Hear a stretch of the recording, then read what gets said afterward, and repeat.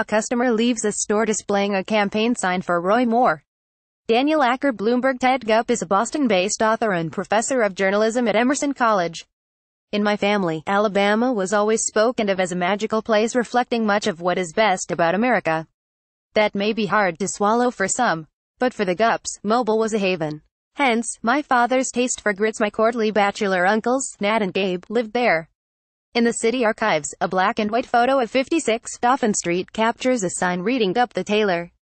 There my great-grandfathers, Marcus and Abraham, sat side by side, stitching costumes for Mobile's fabulous Mardi Gras. My family had fled pogroms, Cossacks and ghettos. They crossed the Atlantic in steerage with no more than a battered Torah, a samovar and passports marked Vilnius and Tbilisi. To Alabama they came, and there they found the thing they hungered for most: acceptance. Over a generation, their Yiddish would yield to deep southern drawls, their kosher palates to gumbo, their circle of friends widening well beyond their own faith. On January 15, 1894, before a Mobile court, my great-grandfather Abraham renounced his allegiance to the Sultan of Turkey and became a U.S. citizen, but also, and always, a proud Alabaman, a tale as improbable as it is distinctly American. So it pains me to read how today's Americans view Alabama, where much of my extended family still lives, as home to the sanctimonious Senate candidate Roy Moore, accused of trolling for children, and as a backwater state rife with bigotry, hypocrisy and xenophobia. I think of the Alabama to which I was reverently introduced in my youth, an Eden with live oaks draped with Spanish moss, wide porches and open hearts, romanticized to be sure. Mobile took my family in when no one else would. I feel indebted. In the minds of many, particularly in the North and Northeast, Alabama has become the poster child of the narrow-minded, the self-righteous, the extreme. It is the butt of jokes. What is Alabama backward? Alabama is backward. The cesspool of modern politics would seem to find its drain in Alabama, where even God is seen to lend his blessing to corruption. But if Alabama makes us uncomfortable, it is perhaps because our own foibles are writ a little larger there, magnified that we may see ourselves for who we are and what we are becoming. Alabama hosts rank partisanship and evangelical fervor, both religious and political, that contravenes the Christian spirit. It has demagoguery and scapegoating, the demonizing of fellow citizens, zealotry, suspicion and tribalism, but in none of this is it alone. In Alabama it just seems to play out on a wider screen. It is the mirror we shun, not just a state but a state of mind.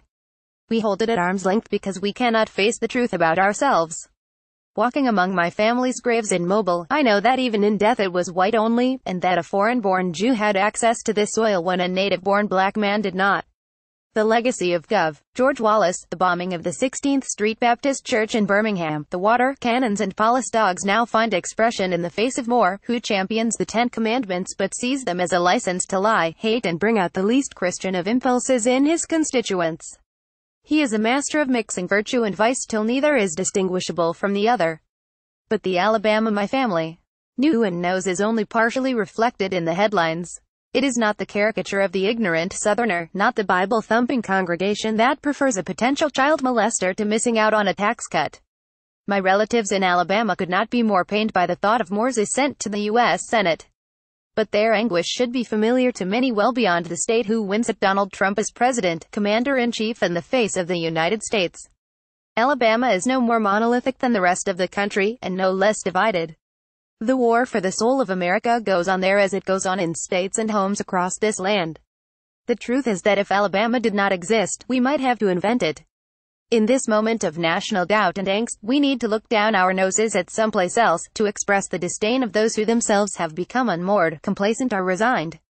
Alabama is the perfect foil in the Trump era, a reference point on the southern horizon, a safe distance from Los Angeles and New York, that offers us the sense that we are somehow different, better and above.